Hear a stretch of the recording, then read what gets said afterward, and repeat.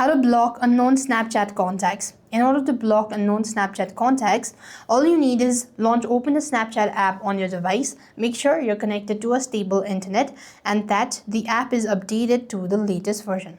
To begin with, open the Snapchat chat section from the bottom left. There, you just want to make sure to go ahead and what you want to do is open the chat that you want to block, or the unknown person's chat. Here, you just want to long press, tap the manage friendship button, and there you have block and confirm it. And this is how you're supposed to block unknown Snapchat contact. And if you cannot find one, you could also use the search bar and type in their name as well. So thanks for watching. See you in a next video. And if you're having any sort of issue, all you need to do is just go to their profile, just like this, tap the three dot, and then you want to go to manage friendship and do the same thing. So with that, we have completed our steps. Thank you for watching. See you in the next video.